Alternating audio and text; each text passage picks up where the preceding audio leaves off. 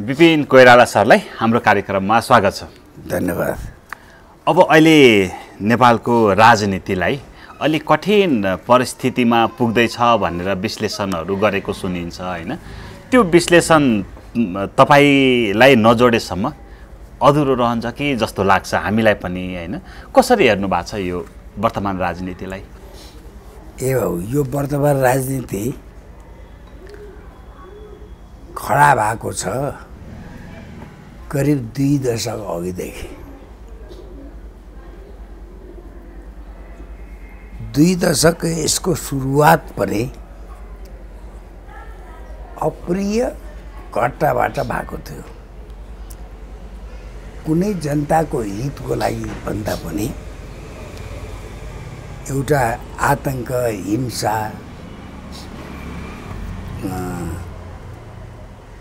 को राजनीतिको परिणति थियो 62-63। त्यसका आजको यो परिस्थिति सिर्जना हुन चाहिँ बिजारोपण चाहिँ 62-63 को आन्दोलन थियो। अनि 62-63 मा राजाले 61 मा सम्पूर्ण अधिकार आफ्नो हातमा लिएपछि यो चाहिँ गलत भयो।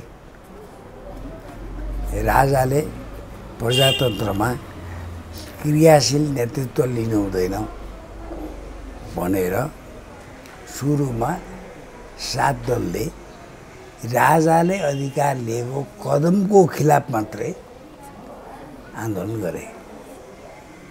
यही बीचमा 61 मा आन्दोलनरत त्यो बेलामा शेरबहादुरजीको पार्टी प्रजातान्त्रिक काङ्ग्रेस थियो।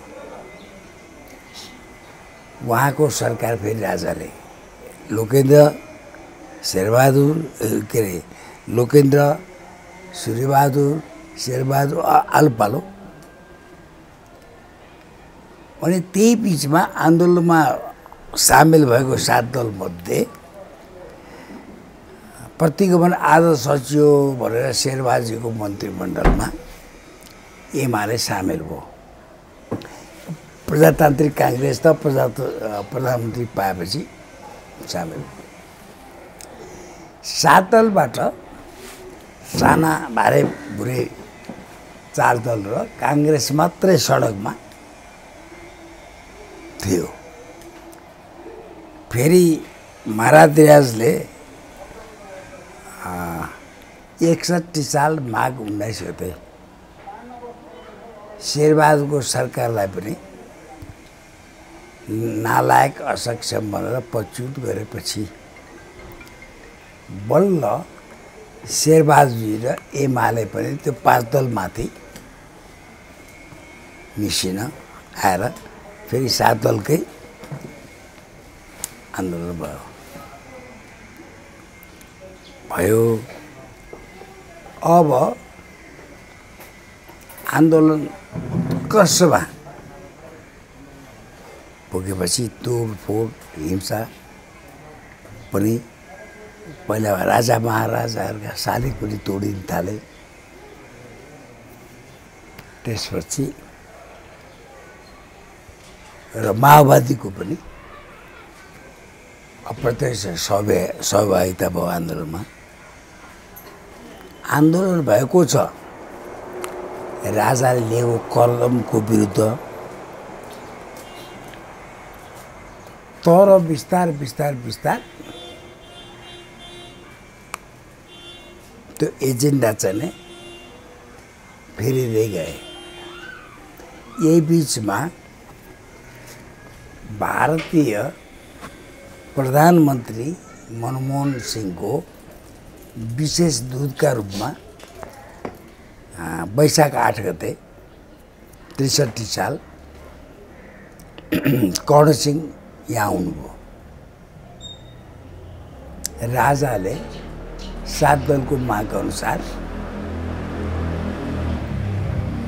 अब त्यही मार्गचित्र अनुसार अब जाने भनेर घोषणा गरे। जुन माग संसद पुनर्स्थापनाको त्यो बेलाको आन्दोलनको कमान्डर गिरिजाप्रसाद कोइरालाको थियो, त्यो राजाबाट त्यो एड्रेस भयो। त्यो बेलासम्म माओवादी मूलधारमा आएकै छैन। अनि त्यही बमोजिम फेरि 5-7 दलका मान्छे बसे। राजाको त्यो सम्बोधन अलिकति कम्ती भयो। आन्दोलनमा हताहत भएका मानिसहरूको नि बारेमा एड्रेस हुनुपर्छ भनेर 7 दलले मानेन। राजाको 8 गतेकै घोषणालाई युरोप, अमेरिका, चीन, भारत सबैले मान्यता दिए, तर 7 दल मानेन। नमानिसकेपछि फेरि राजाले 11 गते राति फेरि अर्को घोषणा गरे, जुन ड्राफ्ट 7 दलका मानिसहरू भनौँ न गिरिजाप्रसादको घरमा तयार भएर राजाले त्यही घोषणा गरे। अब भइदियो के भन्दाखेरि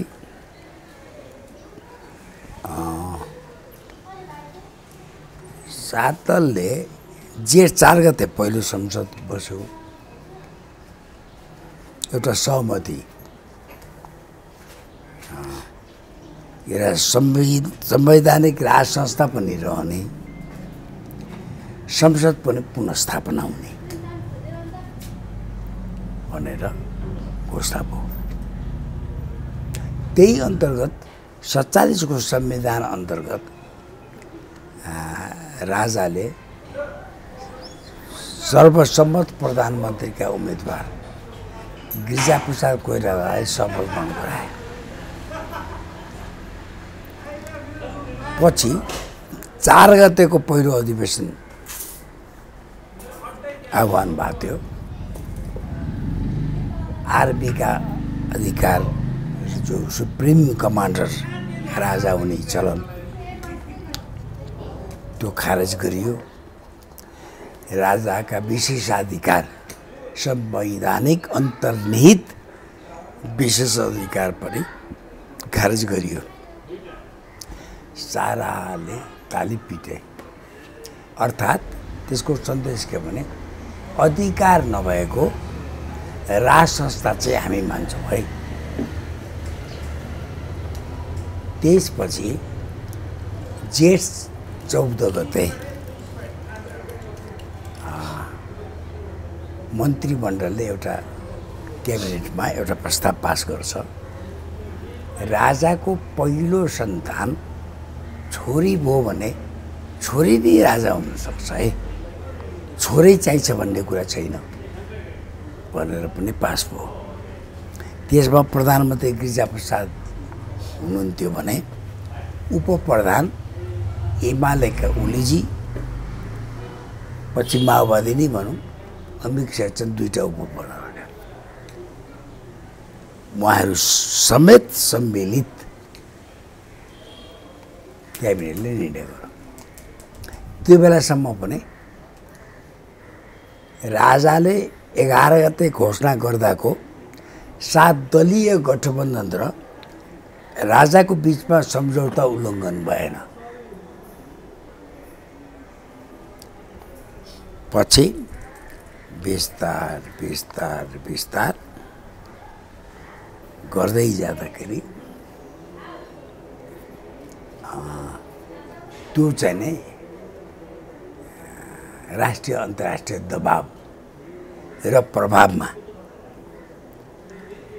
त्यो सहमति जो राजासित गरेको हो, जस्तो 5 बुद्धि सम्बन्धी चर्चै छ, त्यो 7 दलले तोडे।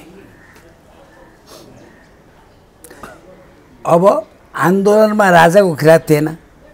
दिल्लीमा गरेको 12 बुधेमा पनि राजतन्त्र हटाउने कुरा थिएन। खालि एउटै विशेष महत्त्वपूर्ण कुरा के थियो भने निरङ्कुश राजतन्त्रको अन्त्य हुनु पर्यो र संविधान सभाको मार्फत छिनोफानो हुन्छ भन्ने सहमति दिल्लीमा भएको थियो माओवादी 7 दलको। तर बिस्तार नेताहरूले बाहिरी प्रभाव र दबावमा राजासित भएको त्यो भद्र सहमति 11 गते घोषणा गर्दाको 7 दलले तोडे। त्यसपछि राजाले केही तोडेका छैनन् र बाहिरी दबाव र प्रभावमा संविधान सभा फेरि के हो को चुनाव घोषणा भएको छ। राजाले त 56 मा निर्वाचित संसद र पुनर्स्थापना गरे हो। त्यहाँनेरि गिरिजाप्रसाद कोइराला जो त्यो आन्दोलनका कमान्डर हुन् उहाँको गल्ती के भयो भने उहाँको एजेन्डा पास भएको छ राजाबाट। उहाँले 47 कै संविधान अन्तर्गत शपथ ग्रहण लिएको छ। अब बिस्तारै त्यो पुनर्स्थापित सांसद भङ्ग गरेर चुनावै नलड्या माओवादीलाई 83 सिट, एमाले 83 सिट अन्तरिम संसदबाट, नेपाली कांग्रेस गिरिजाप्रसादवाला कांग्रेस 85 सिट, प्रजातन्त्रकारी शेरबहादुरवाला 46 सिट गरिकन 2/3 भन्दा बढ्ता कम्युनिस्टको बहुमत हुने गरिकन अन्तरिम संसद बनाइयो। निर्वाचित संविधान सभाबाट मात्रै राजतन्त्रको बारेमा टुङ्गो लाउने भनिएको थियो। त्यो संविधान सभाको चुनाव अगाडि नै टुङ्गो लाग्नु पर्यो भनेर माओवादीको दबावमा गणतन्त्र ल्याउने घोषणा गरे। चुनाव हो र राजालाई निलम्बित गरे जेठमा। त्यसपछि अन्तरिम सरकारको प्रधानमन्त्री गिरिजाप्रसाद कोइरालालाई राष्ट्र प्रमुख पनि बनाइयो। कूटनीतिक नियोगका प्रतिनिधिहरू राजदूतहरूको शपथ ग्रहण गराउने, राजदूत नियुक्तिको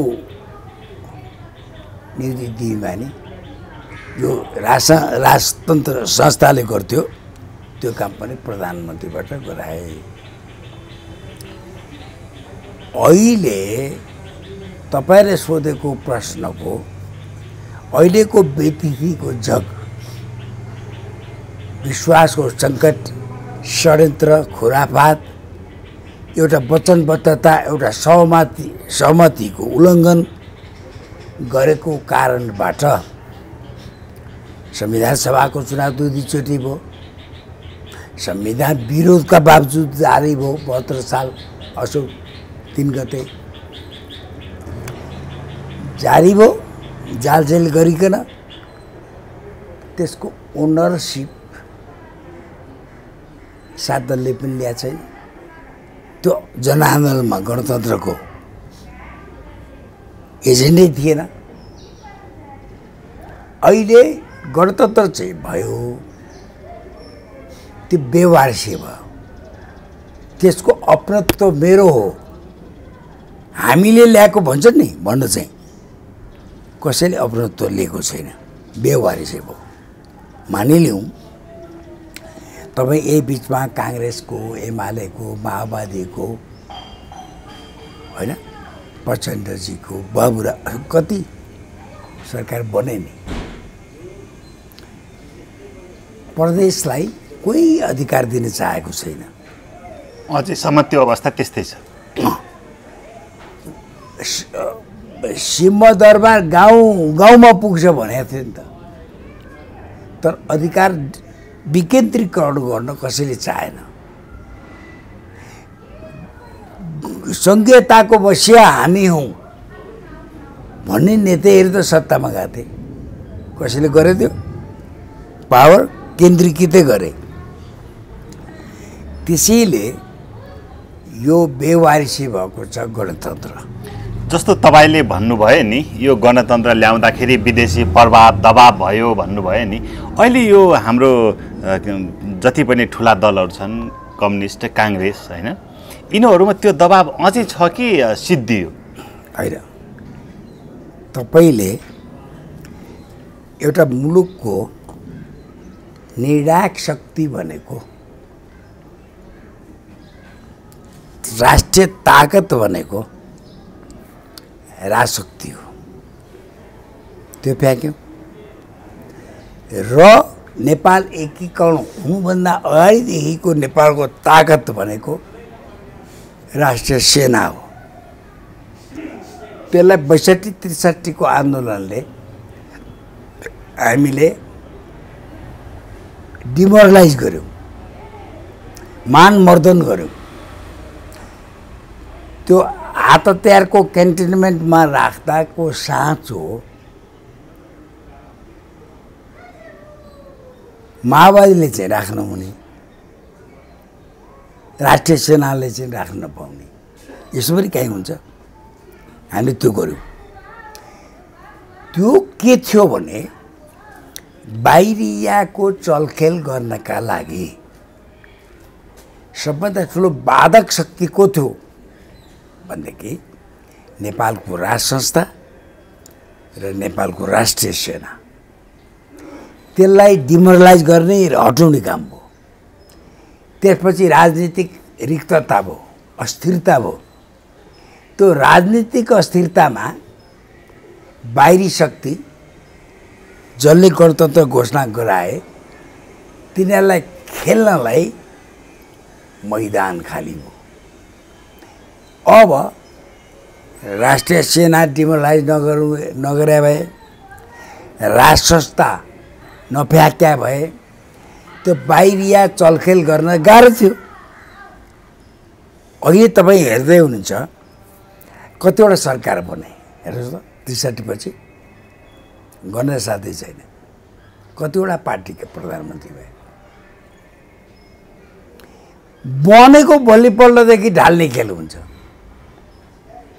फेरि संविधानको संरचना नै त्यस्तो बनाइएको छ, स्थिर दिगो सरकार, बहुमतको सरकार नबन्ने खालको संविधान भयो। 60% प्रत्यक्ष, 40% समानुपातिक। कसो बहुमत हो? संविधान बनाउँदाखेरि तल्लो सदन जो जनताले निर्वाचित गर्छ त्यसबाट मात्रै प्रधानमन्त्री बनाउने, सरकार बनाउने, ढाल्ने अधिकार दिएको भए 1 वा 2 दल मिलेर स्थायी सरकार हुन्थ्यो। डिजाइन के थियो? ठिक छ, समानुपातिक बनाए राम्रै छ।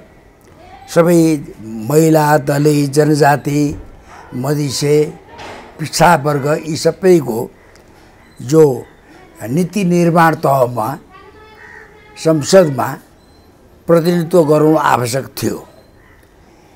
तर त्यो प्रतिनिधित्व गराएर पनि प्रत्यक्ष निर्वाचित संसदबाट मात्रै सरकार बनाउने भत्काउने प्रावधान राखेको भए स्थिर सरकार हुन्थ्यो। स्थिर सरकार भयो भने जसको प्रभाव र दबावमा गणतन्त्र आयो तिनीहरूको चलखेल चल्दैन।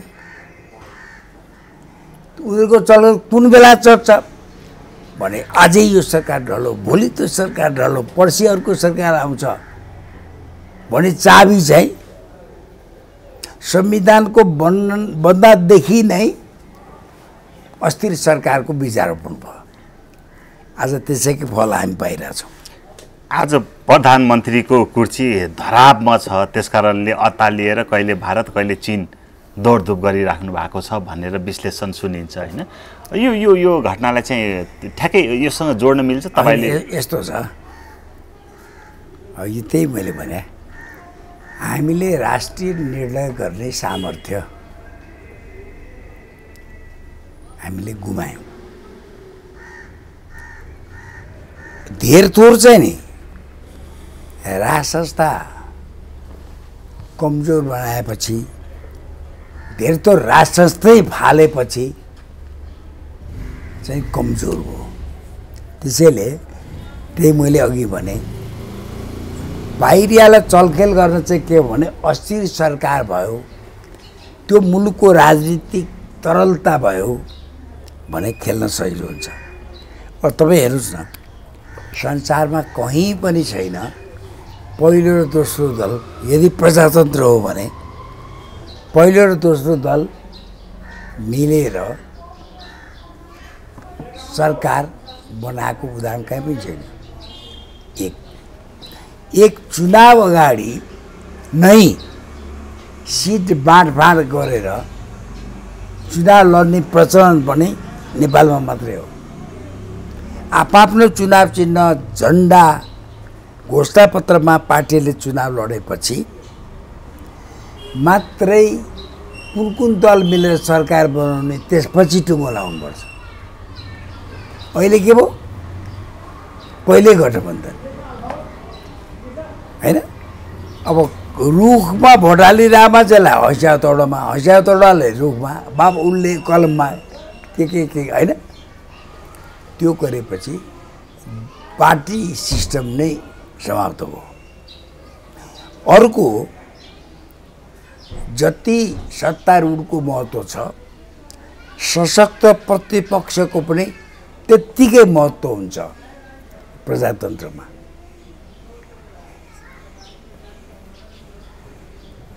रेस्पोन्सिभ ध्यानपूर्वक सुन्ने, जनताको आवाज सुन्ने सरकार, जवाबदेहीपूर्ण प्रतिपक्षको भूमिका चाहिन्छ प्रजातन्त्र माहौल हुन। हेर्नुहोस्, पहिलो दोस्रो पार्टी मिलेपछि मिलेर चुनाव लडौँला, बहुमत केलाई चाहियो, सत्ता हामीले जसरी हुन्छ चाहियो भन्ने किसिमले नेताहरू गए। पहिलो दल काङ्ग्रेस, दोस्रो एमाले। त्यो पनि फेरि के गरे? काङ्ग्रेस र माओवादी मिलेर चुनाव लडे 79। टक्क ओलीजीले फेरि रासपा, रापपा, प्रचण्डको 32 सिट अनि ओलीजीको 79 सिट मिलाएर सरकार बनाए मुक्सिरमा। हेर्नुहोस्, तुरुन्तै फागुनमै प्रचण्डजीले त्यो एमालेको गठबन्धन तोड्नु, फेरि काङ्ग्रेससित बनाउनु, फेरि काङ्ग्रेसको गठबन्धन कहाँलाई थाहा, ओलीलाई के प्रचण्डलाई थाहा नै नदिकन मध्यरातमा चाहिँ नै दही चिउरा खाने असार 15 गते ओलीजी, आरजु राणा, शेरबहादुर देउवाको गठबन्धन भयो होइन। कुनै सैद्धान्तिक गठबन्धन होइन। के भयो भने रवि लामिछानेजी गृहमन्त्री, प्रचण्डजी प्रधानमन्त्री, ओलीको घरमा बालकोटमा बनाएको पनि त्यही थियो, शेरबहादुरसित गठबन्धन गरेको पनि त्यही थियो। त्यही त 32 सिट र 20 सिट होइन।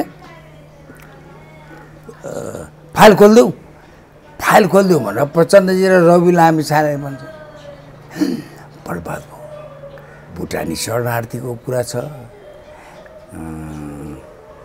चिया बगानको गिरिबन्धु टी स्टेटको फाइल छन्, कति फाइल छन्, कति काण्डका यो उसका बालुवाटारका फाइल छन्। जो मुखिया छ त्रसित हुनु पर्यो। त्यो रातारात आफू जोगिनका लागि त्यो फाइल खोलिदिउँ भनेर बार्गेनिङ गरेको हो कि साँच्चै खोल्नेवाला नै थिए? के लाग्छ तपाईँलाई? खोल्छन् त्यो बार्गेनिङ। त्यसो भने बार्गेनिङ गरेर तर्साएर खाने यिनीहरू पनि। न त त्यो बेलामा गृहमन्त्री र प्रधानमन्त्री मिलेर फाइल खोलिदिएको भए प्रचण्ड र रवि लामिछाने सरकार गिर्थ्यो रे। गिरे के भयो? अरूको चुनावलाई त भावभूमि तयार हुन्थ्यो नि, बहुमत आउँथ्यो नि, आँट गरे, हिम्मत गरे। तर सबैको त एकवटा दाग छ। कसैलाई क्यान्टोनमेन्टको अरबौँ घोटालाको मुद्दा छ हैन, राष्ट्रपाले कति गर्यो कति गरेन, चाहिँ यो के अरे सहकारीवाला मुद्दा झुन्डिया छ। त्यो फाइल काङ्ग्रेस र एमाले मुद्दा झुन्डिया छ। अब त्यो फाइल नखोल्दाखेरि नि अहिले रासोपा एकदमै होइन एउटा काल कोठरीभित्र सीमित भइरहेको छ भने माओवादीको ओत चाहिँ स्वाट्टै घट्यो। त्यसैले मैले के भने रासोपालाई सहकारीको केसमा यदि उनी दोषी हुन् भने उनलाई थुनेको म अर्गेलो भन्दिनँ। तर यति चाहिँ मैले भन्नै पर्छ, सबभन्दा सहकारी धेरै एमालेको छ, त्यसपछि काङ्ग्रेस पनि संलग्न छ। दोस्रोमा काङ्ग्रेस र एमालेका चाहिँ त्यस्तै केस लागेका कोही नथुने हुने, अनि रवि लामिछानेलाई मात्रै किन थुन्नु पर्यो? प्रतिपक्षी होइन, एक ज्यान मुद्दा होइन, तारिखमा राखे पनि मुद्दा किनारा हुने मुद्दा हुने, देवानी मुद्दा हुने होइन। फौजदारी अभियोगको पो तपाईँले जमानतमा छोड्नुहुन्न होइन। ऋषेश पोखरेल जसको श्रीमती परेको छ एमालेको लेखा समितिवाला, धनराज गुरुङ काङ्ग्रेसकै परेका छन् भनौँ एउटा उदाहरण। उनीहरूलाई छुँदै नछुने होइन, खालि उसलाई मात्रै गर्दाखेरि सरकारले इन्साफ गरेको छु है, सबलाई समान व्यवहार गरेको छु है भन्ने इम्प्रेसन प्रभाव त दिनुपर्छ। त्यो त छैन। हाकी जाना जान प्रतिशोध र बदला भावले काम गरेको चाहिँ नजिर प्रस्तुत भएपछि त्यो सरकारमाथि सर्वसाधारण जनताको विश्वास त घट्छ नि। यो घटनामा नि केपी ओली के गगन थापा भनेर तेर्साइन्छ कि औँला? लामिछानेलाई फसाउन फसाउन होइन, पार्टी सिध्याउन पनि होइन, यस्तो हो। यसमा के हो भने यो काङ्ग्रेसको बैशाखीमा चल्या सरकार हो होइन। प्रचण्डको पनि कहिले माओवादीको एमालेको बैशाखीमा, कहिले नेपाली कङ्ग्रेसको बैशाखीमा चलायो। 79 र 89 सिटवाला को बैशाखीमा चलायो। त्यस कारण चाहिँ मलाई के लाग्छ भने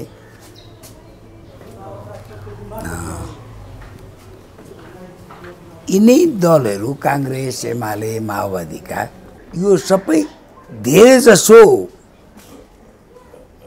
बालिन शाह होस्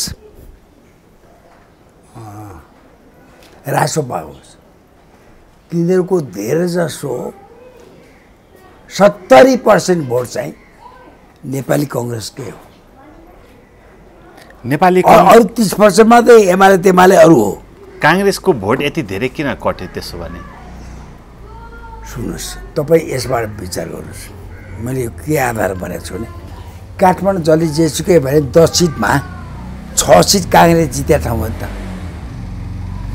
त्यहाँ बालेन जित्यो नि, चितवन काङ्ग्रेसकै अड्डा हो नि, तनहुँ पनि काङ्ग्रेसकै अड्डा हो नि। चितवन फुस्को, तनहुँ पनि फुस्को नि। तनहुँ त अझ रामचन्द्र पौडेल राष्ट्रपतिजी जितेको क्षेत्र खुस्किया हो।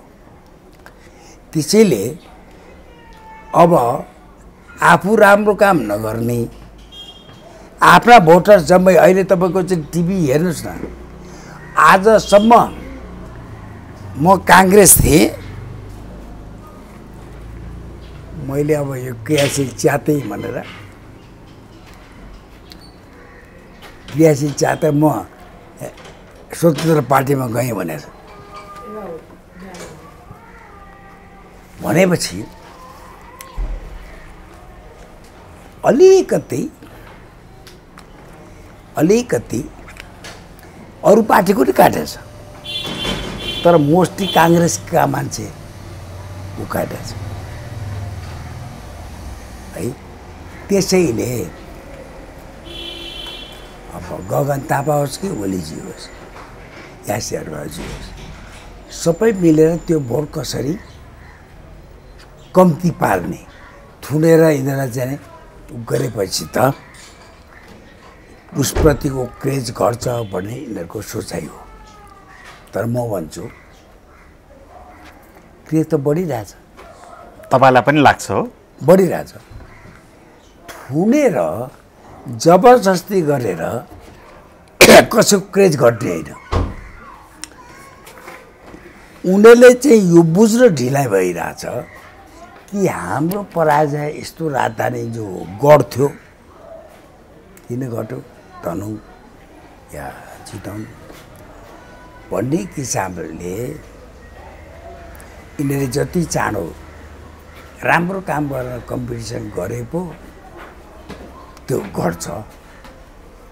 यिनीहरू चाहिँ अर्को 84 मिसन 84 भन्छन्, जतिपल्ट भन्छन् त्यति चाहिँ खराब काम गर्दै गयो भने त चुनावसम्म सबको दुर्दशा हुनेवाला छ।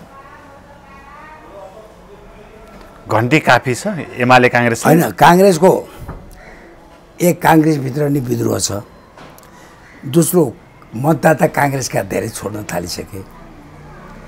त्यही विग्रह एमालेमा नै आइरहेछ। विद्यादेवी भण्डारीकै प्रकरण छ, उसलाई कहिले एन्ट्री दिने भन्छन्, कहिले नदिने भन्छन्, कहिले क्रियाशील रिन्यू भन्छन्, कहिले हुँदैन। राष्ट्रपति जस्तो सर्वमान्य मान्छे, आर्मीको commander in chief, supreme commander भएको मान्छे भन्छन् फेरि नदिने। भनेपछि हरेक पार्टीको यो विखण्डन काङ्ग्रेसमा एकछिनपछि आउँला होइन। अलि यो ओली विद्याको जो टकराव छ नि, यो टकराव साँच्चै यो आन्तरिक राजनीतिको प्रभाव हो कि बाह्य? होइन होइन, हेर्नुहोस्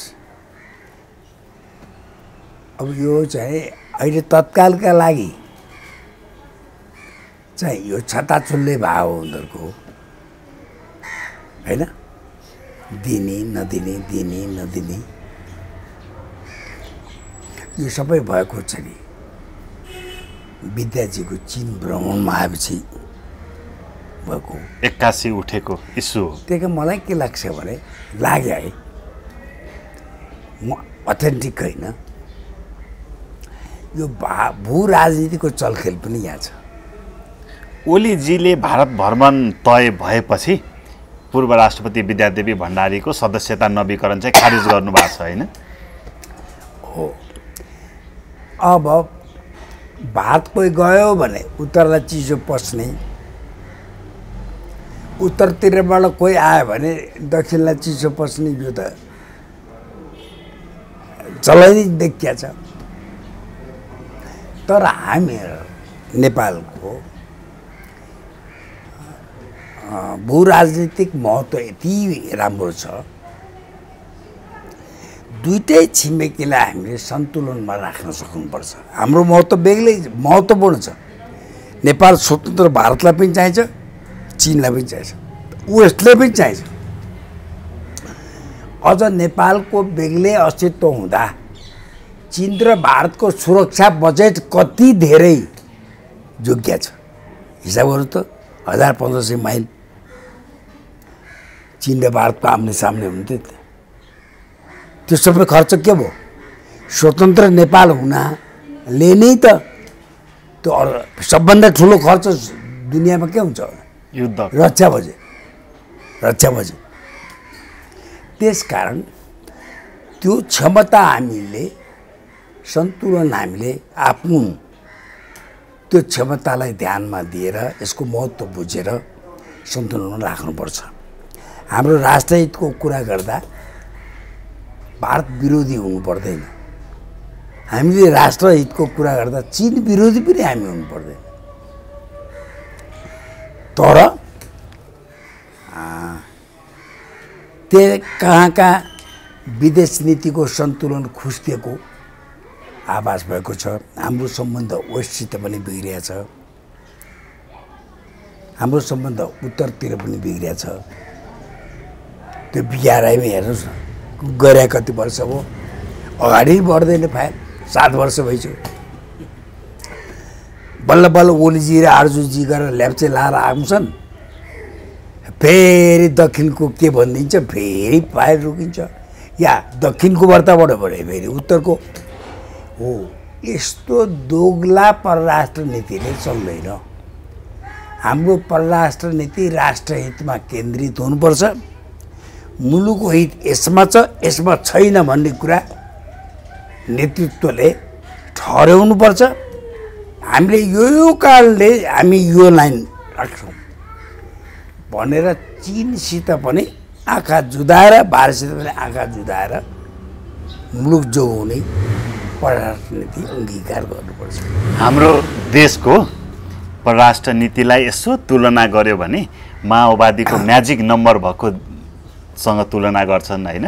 काङ्ग्रेसलाई एकातिर र एमालेलाई एकातिर चीन र भारतसँग जोडेर हेर्छन् कि चीन र भारत मिल्यो भने साँच्चै नेपालको अवस्था माओवादीको जस्तै हुन्छ। किनभने तिनीहरूको मिलन बिन्दु सुरुवात भइसकेको छ, भिजा खोल्ने समेत कुराहरूलाई। चीन र भारत मिल्यो भने सबैभन्दा मभन्दा खुसी को हुन्छ? अनि राजा ल्याउनु पनि सहिलो हुन्छ। एउटाले एउटा बोक्दैछ, एउटाले अर्को बोक्दैछ पो त हामी बिरोले होइन। फेरि यो दुईटा मिल्यो भने चाहिँ राजा बोक्छ होइन। सुन्नुहोस्, राजा हुँदा चीन पनि ढुक्क हुन्छ नि। जस्तो 7-7 महिना 9-9 महिना सरकार बत लिएर त्यो बिहारै अघि नबढायो भने एउटा 5 वर्षसम्म मैले गरे सन्धि सम्झौता ढुक्क लागु हुन्छ। मेरो हस्ताक्षर गिरेको छ, मैले सही गरेको छु, सरकारले कार्यान्वयन हुन्छ नि। स्थिर सरकार चाहियो नि। स्थिर सरकार हुन त राजसंस्था पनि चाहियो। देश हितमा छ कि छैन भन्ने कुरा पहिला त निर्कुल हामीले हाम्रो नेपालको हितमा छ कि छैन पहिला त्यो फैसला गर्नु। त्यो फैसलाको आधारमा हामीले सम्झौता गर्ने नगर्ने निर्णय गर्नु पर्यो। निर्णय गरिसकेपछि चट्टान जस्तो अडिनु पर्यो।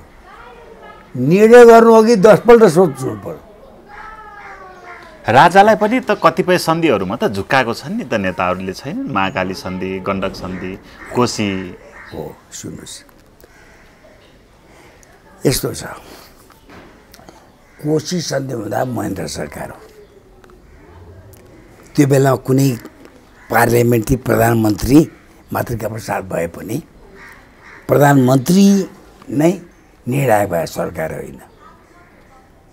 त्यही कारण राजा पनि उम्किन पाउँदैन कोशी सम्झौता। यद्यपि मातृकालाई काङ्ग्रेसलाई मात्रै दोष दिन्छन् मान्छे, यथार्थमा त्यो बेला राजाको अधिकार थियो। किनभने त्यो बेला 5 सालभन्दा अगाडिको त प्रधानमन्त्री राजाले भङ्ग गर्ने, राजाले नियुक्ति गर्ने हुन्थ्यो नि त, होइन? हो। गण्डक सम्झौताको टाइममा जो 16 सालमा भयो, त्यस टाइममा चाहिँ सरकार जिम्मेवारी हो। राजा संवैधानिक थिए, महेन्द्र नै थिए। त्यो सरकारले जिम्मा लिनुपर्छ। अर्को टर्नपुर सम्झौता भनेर गिरिजाप्रसाद अनपपुलर भए। टर्नपुर त पञ्चायत कालमै मरिचमानजी प्रधानमन्त्री हुँदा बात बनाएको भारतले पेलेर। पानी पनि ल्याएको छ, बिजुली पनि ल्याएको छ। गिरिजा प्रधानमन्त्री हुँदा हामीलाई पानी पनि देऊ, बिजुली पनि देऊ भनेर सम्झौता गरे हो, रिकग्निसन गरे हो, बनाएको पञ्चायतकालमै हो 84 मा। जहाँसम्म महाकाली सन्धि हो, त्यो बेला म नै सांसद छु। भदौ 29 गते संसदको भोटिङ भयो भए त्यो 2/3 पास हुँदैन थियो। त्यो बेला वामदेव एमाले को बहुमत वामदेवपट्टि थियो। है जलशक्ति मन्त्री पशुपतिजी, परराष्ट्र मन्त्री लोहनीजी, प्रधानमन्त्री शेरबहादुरजी, अनि खड्ग ओली, माधव नेपालको ठुलो भूमिका पास गरौँ हुने शारदा शारदा शारदा 4 गते असोजको राति 12 बजे भोटिङ भयो। त्यो बेलामा चाहिँ वामदेवजीको पक्षमा लागेका मान्छे पनि आए। अब राप्रपाको पनि 19 सिट थियो हैन। अब काङ्ग्रेसको, एमालेको, केही एमाले फुटे र माले भयो। फेरि बाबुदाईज्यू, साना प्रधान, सिपी मैनाले, सिपीजी त अझै पनि त्यसमा हुनुहुन्छ। त्यसैले यो मेरो साथीले इन्टरभ्यू दिएको हेर्छु म, प्रधानमन्त्री शेरबहादुरजी हुनुहुन्थ्यो। त्यो बेला पनि राजाले के गर्ने, राजा त संवैधानिक थिए। तैपनि प्रधानमन्त्रीलाई यो महाकाली सन्धि राष्ट्रघाती छ नगर्नु भनेर राजा वीरेन्द्रले भनेका थिए। मैले त्यो टेरिनँ, दिल्लीमा गएर गरेर आएँ भन्ने उनको अहङ्कारयुक्त साबिती छ। त्यसैले अब यो सबै कुरा के राष्ट्र हित छ के अहित छ अहिलेसम्म त्यो सम्झौता ठिकै छ, पानी उतै बग्छ, त्यो गरेर पनि म धेरै अरगेलो भन्दिनँ। तर खोइ त कार्यान्वयन भएको, खोइ त डिपिआर तयार भएको, खोइ त्यो 56 त्यत्रो 53 सालमा पास भएको प्रोजेक्ट अहिले 82-83 साल छ, 30औं वर्ष हुँदा पनि खोइ त कार्यान्वयन भयो। सम्झौता गर्ने, नदीनाला आफ्नो हातमा लिने, कम्तीको सम्झौता गरेपछि बनाउँदै गयो भने हामी पनि धनी हुँदै जान्छौँ, हाम्रो नि बार्गेनिङ समृद्धि हुँदै जान्छ, बार्गेनिङ तागत पनि बढ्दै जान्छ हैन। त्यो त भएन नि। त्यसैले संवैधानिक राजा हुनु र नहुनुमा फाइदा छैन, भएपछि कि निरङ्कुश राजा होस् भन्नेहरूको जमात कम छ त छैन नि। मैले तपाईँलाई यो भन्न खोजेँ, कम्तीको अब मोटामोटी हेर्नुहोस् तपाईँहरूकै आँखा देखेको छ। अब राजाको पनि राजकीय सत्ता अहङ्कार, आफैले सत्ता गर्न पाए हुन्थ्यो भन्ने त होला। त्यसैले त 7 साल घट्यो, त्यसैले 61 साल घट्यो। त्यसलाई म नाइनास्ती भन्दिनँ। तर एउटा कुरा राष्ट्रिय हितमा छ कि छैन, त्यो जति राज संस्थाले सोध्छ नि, अरू हामी राजनेताले त सोध्दा रहन्छौँ, राजनीतिक कर्मीले सोध्दा रहन्छौँ। राजाले त भोलि कहाँ राजा हुने, मुलुकै सिध्याउने काम त गर्दैन नि, बुझ्नु भएन। मुलुकै रहे त राज संस्था रहने हो, राजाका सन्तान राजा हुने हो। अहिलेका नेतालाई त आयाप गए जटाल के छ जस्तो देखिएन। त्यसैले कम्तीको मुलुकको अखण्डताको निम्ति हामी जो नेपाली, नेपालको गौरव होस्, अस्तित्व बचोस् भन्ने चाहन्छौँ, त्यसको प्रतिनिधित्व चाहिँ जति राज संस्थाले गर्छ, अहिलेको विद्यमान राजनीतिक दलहरूले गरेनन् भन्ने नै सर्वसाधारण जनताको महसुस हो। यत्रो राज संस्थाप्रतिको जन उभार जो देख्नुहुन्छ, त्यो यिनीहरूको काम कारबाही हेरेर जनता निष्कर्षमा पुग्यो हो नि। कुनै त्यो राजा 25 गते फागुन होइन, पोखरामा आउँदाखेरि के राप्रपाको मात्रै जुलुस हुँदथ्यो? राजालाई आन्दोलनमा उत्रिन नैतिकताले पनि दिँदैन हो, सत्य हो त्यो कुरा चाहिँ। होइन होइन, सुन्नुहोस्, दुईटै कुरा छ। राज संस्था स्थापित हुँदाको संवैधानिक पोजिसन हुँदा दिँदैन, त विस्थापित राजा छ। राजाले के भनेको छ त तपाईँले छोड भन्नुभयो सबै मिलेर मैले मेरो नासो सुम्पिया छु है भनेको थिएँ यत्रो 2 दशक जतिमा पनि मुलुक त असनस भयो अब बेला आयो तपाईँहरू साथ दिनुहोस् भनेन हो नासो मेरो जनताको नासो सुम्पिया भनेको छ नि है अर्को कुरा तपाईँ हामीले के विचार गर्नुपर्छ भने 12 पुस्ताको गद्दी प्रेस कन्फरेन्स गरेर हाँसी हाँसी नारायटी छोड्ने राज संस्था ठुलो कि जनताको संसदबाट बहुमत ल्याएर सरकार बनिएको छ अब विश्वास छैन तिमीसित संसदको भनेर दुईचोटि विश्वास छैन भन्ने पार्लियामेन्टको भर्डिक्टलाई पनि लत्याएर भङ्ग गर्ने ओलीजी ठुलो भोलि शेरबहादुर त्यही हो भन्न खोजेँ मैले के भने संसद पार्लियामेन्ट्री सिस्टम बनाएको के भने रेस्पोन्सिबल टु पार्लियामेन्ट संसद तिमीसित छैन भाइ भन्दा पनि छोड्न गाह्रो मान्छन् नेताहरू देखियो त उहाँले त विधान नै चेन्ज गरिदिनु भयो होइन आफू आजीवन बस्नको लागि भनेपछि राजाले त छोड्यो त उनको त 12 पुस्ताको लगानी हो नि त त्यसैले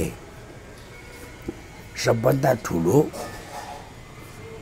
सारमा जतिसुकै जे भने पनि पहिलो ठुलो भने मुलुक हो त्यसपछि प्रजातन्त्र हो त्यसपछि पार्टी हो त्यसपछि व्यक्ति हो अब हाम्रो यो प्राथमिकता उल्टो भएको छ पहिला म मेरो गुट अनि पार्टी प्रजातन्त्र मुलुक जेसकै होस् सबभन्दा पहिले चाहिने त मुलुक हो पार्टीको कुरा गर्दाखेरि अहिले नेपाली काङ्ग्रेस छैन त्यहाँ गुटै गुट छ भनेर भन्छन् होइन हरेक दलमा चाहिँ काङ्ग्रेसमा पनि छ काङ्ग्रेसमा सबैभन्दा धेरै होइन सबभन्दा धेरै फुटिया त माओवादी हो होइन ऊ त फुट्यो छुट्टा छुट्टै अस्तित्वमा आयो तर जेसुकै होस् काङ्ग्रेस पनि एकचोटि फुटेर जोडिया हो होइन काङ्ग्रेस चाहिँ अहिले पार्टी चाहिँ फुट्या जस्तो देखिँदैन त काङ्ग्रेसलाई माया गर्ने मतदाता त छोड्दै छोड्दै हिँडे त त्यो पार्टीले ठिक काम गरेको छ भने लाए त मतदाताले छोड्दैन नि नेपालको परिस्थिति ठिक उल्टो छ हेर्नुहोस् युरोप अमेरिकातिर मतदाता स्वतन्त्र छन् एउटा डेमोक्राटलाई भोट दिन्छन् योपल्ट भने राम्रो काम गरेर अर्कोचोटि रिपब्लिकनलाई जनता स्वतन्त्र हुनाले हामी चेतना छैन नेता दलबदल गरिरहन्छन् मतदाता चाहिँ एकपल्ट रुखमा भोट हाल्यो रुख एकचोटि हैसातोडा माओवादी एकचोटि सूर्य एमाले हो बल्ल जनताले त्यो तोड्न थाले रुख न सुख हैसातोडा न हैसातोडा सूर्य चिन्ह सूर्य चिन्ह पहिला मुलुक चाहियो भन्ने ट्रेन्ड हो नि हो काङ्ग्रेसका भोट एमालेका माओवादीको भोट स्वतन्त्र उम्मेदवारतिर पोखिनुको अर्थ के हो भने जनता पार्टीगत दासत्वबाट उन्मुक्ति खोजिरहेछ स्वतन्त्र हुने खोजिरहेछ जब जनता स्वतन्त्र हुन्छ प्रजातन्त्र फर्स्ट हुन्छ हामी त्यो बाटोमा छौँ हुनुपर्छ त्यही अहिले जसरी प्रधानमन्त्रीको भारत भ्रमणको मिति सार्वजनिक त भएको छ तर त्यो आधिकारिक रूपमा घोषणा भएको चाहिँ छैन होइन म पनि त्यही सुन्छु त्यो यो भ्रमण के औचित्य कस्तो देख्नुहुन्छ यहाँ सुन्नुहोस् यो हाम्रो हीनताबोध कस्तो छ भने सुरुदेखि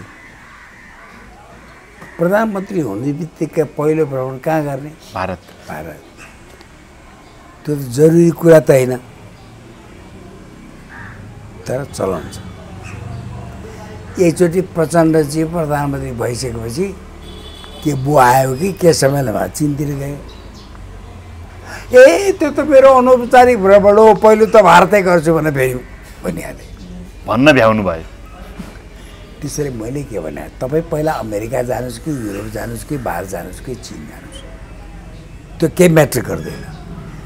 तपाईँ के प्रयोजनको लागि जानुभयो त्यो महत्त्वपूर्ण हो।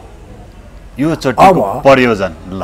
तर अहिले चाहिँ नि हाम्रो नेतालाई चटारो के को देख्छु भनेदेखि चीन गयो, ओहो भारतलाई के असर पर्यो भन्यो त्यतापट्टि कुदिहाल्ने, भारतको उत्तरतिर के भयो भने त्यता कुद्ने है एउटा।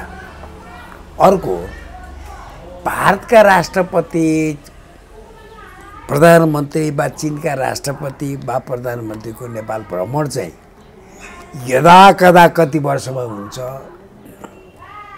हैन, कति वर्षपछि, इन्दिरा गान्धी पछि होला सायद, हो कि वाजपेयी पछि हो, मोदी आएका होइन।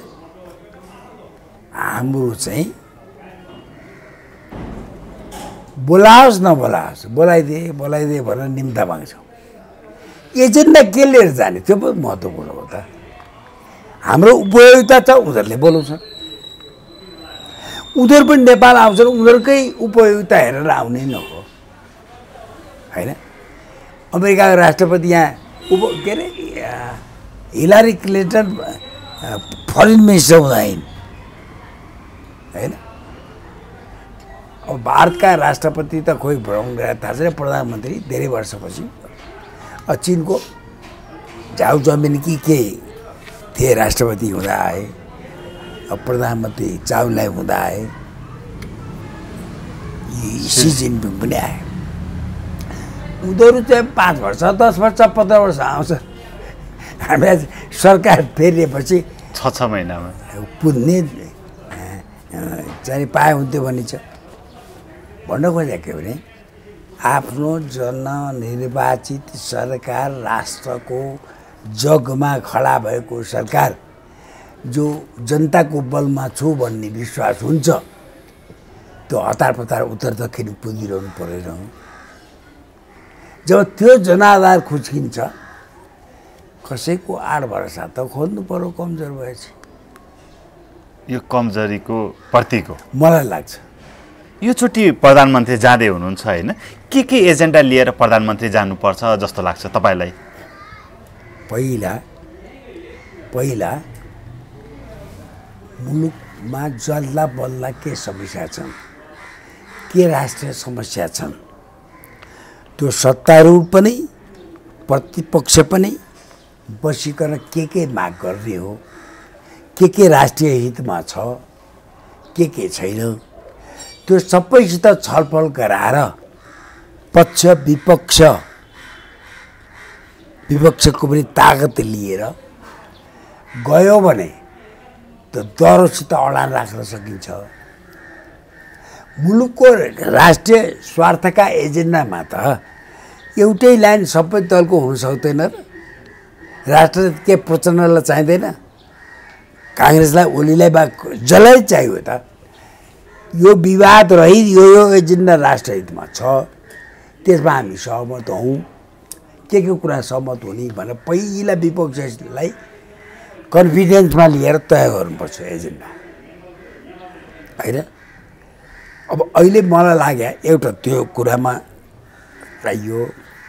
अर्को हामीले अडानका साथ राख्नुपर्छ, जलस्रोतका सम्बन्धमा जति भारतसित सम्झौता भएका छन् त्यो डिपिआर तयार गर्न ढिला भयो, त्यो कार्यान्वयनमा आउन ढिला भयो भनेर अडान लिनुपर्छ होइन। र उत्तर पनि दक्षिणका पनि छिमेकीलाई तपाईँहरूको राष्ट्रिय स्वार्थको विरुद्ध नेपाल भूमि प्रयोग गर्न हामी दिँदैनौँ। एक चीन नीतिको हामी पक्षपाती छौँ। हाम्रो तर्फबाट तिब्बतमा कुनै खलबल हुन दिँदैनौँ। त जाली नोटका कुरा भयो। अपराधीहरू भारतका नेपालका भारतमा जाने यस्तो कुरा जो भारतको मनमा चिसो बस्छ त्यो हामी दिँदैनौँ। नेपालमा जति अवैध रूपले सुन आउँछ त्यो प्रकारान्तरले जाने कहाँ हो? भारत होइन। 1 किलो सुन सबैलाई पुग्ने आइसके नेपालीलाई, त्यो खोइ त भन्नु खोजे। यस्ता सुन लगायतका चाहिँ उसको तस्करी हुन, स्मग्लिङ हुन हामी दिँदैनौँ। तपाईँहरूको राष्ट्रिय स्वार्थको इन्ट्रेस्टको रक्षा हामी गर्छौँ, तर हाम्रो राष्ट्रिय स्वार्थको मर्का पनि तपाईँहरूले बुझिदिनुपर्छ भनेर सम्बन्ध गर्नुपर्छ। त्यसमा विवाद हुने कुरै छैन। निर्विवादीय राष्ट्रिय इस्यु के हो, पहिला सबै दल बसेर पक्ष विपक्ष बसेर तय गरेर मात्रै प्रधानमन्त्री जानु राम्रो। त्यो प्रधानमन्त्रीको मेरो त सबै दलको एजेन्डा हो। यो कुरा गर्दाखेरि पनि बल हुन्छ होइन। थाहा पाउला कि झुटुक्क मेरो केही गर्नु छ कि मेरो सत्ता टिकाइदेऊ, जे भन्छौ त्यही मान्छु, यस्तो थाङ्ने कुरा गरेर चाहिँ कहीँ टिक्न सकिन्छ? यो चोटिको भ्रमणमा चुच्चे नक्सा जो ओली मोदीको सम्बन्ध बिगार्ने एउटा कडी मानिन्छ, त्यो विषयमा छलफल हुने सम्भावना के देख्नुहुन्छ तपाईँ? भारत पुरै सुन्न चाहँदैन, हेरिरहनु। त्यो मोदीतिर जानै परेन। तपाईँले कस्तो नबुझ्या? त्यो रको चाहिँ प्रशान्त गोयल आएर राति 3 घन्टा ओली कहाँ बसेपछि नि त्यो किताब छापिया, चुच्चे नक्सा छापिया कोष बुकै गायब भयो त होइन। त्यस कारण हामीले ठुला कुरा नगरौँ, व्यवहारिक कुरा गरौँ। जे गर्न सक्छ त्यो मात्रै बोलौँ। जे गर्न सकिँदैन भोटका लागि, सस्तो लोकप्रियताका लागि जथाभावी नफलाएको। त्यो चुच्चे नक्सा किन त्यति सपना जस्तो भयो नेपालीको लागि? सुन्नुहोस् न, नक्सा हाम्रो उसमा छ अरे। त्योभन्दा अगाडि सुगौर सन्धि अघि त टिस्टा काँक्रासम्मै छ नि, विशाल नेपाल। त्यही नक्सा राखेर कसैलाई सन्तुष्टि हुन्छ नि के लाग्छ? त्यो त हामीले गुमाएर सन्धि नै गरेका छौँ। जहाँसम्म चुच्चे नक्साको कुरा हो, कालापानी लिम्पिया दौरा जो कुरा छ, त्यो 62मा चीन र भारतको लडाइँको टाइममा केही समयका लागि नेहरूको अनुरोधमा त्यो बेलाको पञ्चायत सरकारले 62 सालमा दिया हो।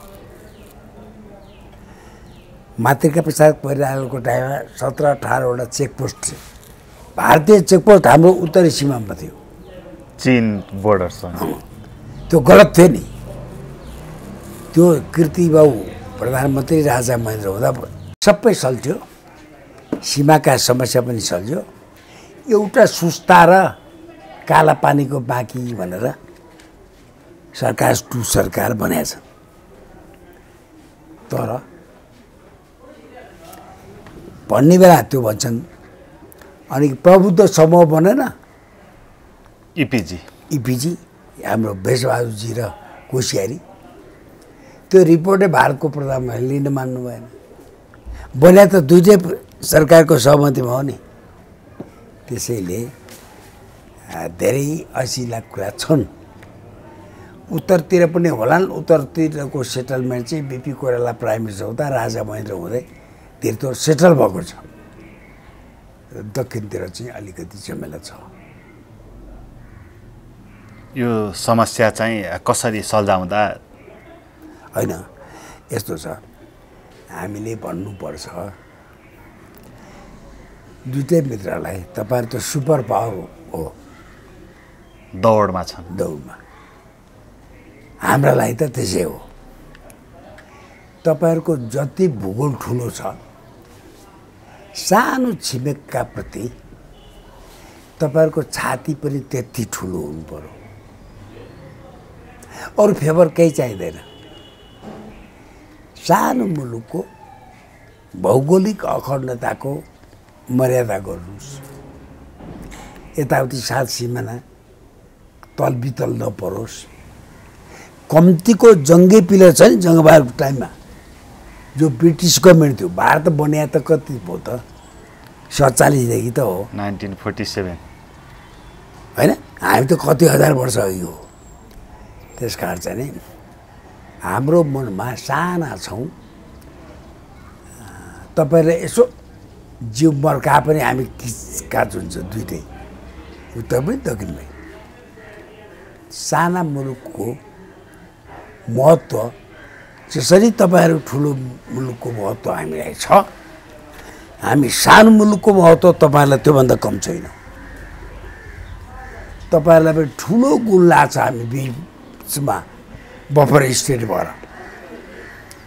तपाईँको बजेट हामीले जोगाइदिएका छौँ, सुरक्षा बजेट जनधनको सुरक्षा भनेर हामीले आफ्नो राष्ट्रिय स्वार्थको कुरा मन्त्री खुस्किन्छ कि प्रधानमन्त्री जान्छ कि भनेर होइन। तपाईँहरूको पनि इच्छा, हाम्रो पनि इच्छा। अब हामी अन्ततिर पनि छौँ होइन। अन्तमा चाहिँ अहिले नेपाली जनता राजाको पक्ष विपक्षमा विभाजित छन्। पार्टीहरूमा पनि त्यो विभाजन देखिन्छ। तपाईँको सन्देश चाहिँ के छ यसमा? यस्तो मेरो स्पष्ट दृष्टिकोण छ। मैले कतिपल्ट मिडियामा तपाईँहरूका पनि अरू मिडिया भने मैले 63 सालदेखि बोले हो। साइलेन्ट मेजोरिटी सर्वसाधारण जनता यत्रो झन्डै 2 दशकको संख्यात्मक गणतन्त्रको अनुभवबाट यी नेताहरूको क्रियाकलापबाट वाकदिक्क भएर ती सबै राज संस्थावादी छन्। को चाहिँ राज संस्थाको विरुद्धमा छन् भने ठुला दल जो आलो पालो सत्तामा जान पाएकै छ। मुलुक सप्रियोस् नसप्रियोस् भन्ने नेपाली भाषामा अङ्ग्रेजी भाषा भन्नुपर्दा वेल फेड त्यो भोकल जमात चाहिँ राजाको खिलाफमा छ। सर्वसाधारण जनता चेतनशील पनि जनता है, मुलुकको माया गर्ने सालमाथि चेतनशील पनि जनता राज संस्थाको अपरिहार्यता मुलुक जोगाउन चाहिँदो रहेछ भन्ने पक्षमा छ। मलाई त्यो लाग्छ। राप्रपाले दसैँ तिहारपछि राज संस्था पुनर्स्थापनाको लागि आन्दोलन गर्ने भन्ने छ। तपाईँ जस्तो होइन एक प्रकारको बुद्धिजीवी व्यक्तित्वहरूको चाहिँ धारणा चाहिँ कस्तो छ? यस्तो तपाईँलाई एउटा कुरो प्रश्न म के भन्छु भने राप्रपाको बलबुद्धिमा मात्रै राज संस्था आउने भए अस्तिको देखिहाल्नु। अर्को यिनी राप्रपा होइनन्, सत्तामा हुँदा 46 साल भयो होइन। यिनी राप्रपा गणतन्त्रका बेला पनि सांसद उप प्रधानमन्त्री मन्त्री भएको थिएनन्। गणतन्त्र भने राजाको खिलाफको व्यवस्था हो नि, हो कि? तिनीहरूको होतीले मात्रै पनि हुँदैन। राप्रपा पनि चाहिन्छ। राजा कसैले गल्ती गर्छ त म बिग्रेँ गल्ती गरेँ सप्रिन्छु भन्न पाइन्छ नि त। तर त्योभन्दा बाहेकका काङ्ग्रेसका, एमालेका, माओवादीका, सेताकोट कालोकोटका बुद्धिजीवीहरू यो सबै चेहरा बिक्ने चेहरा पनि राज संस्था पुनर्स्थापनाको लागि आवश्यक छ।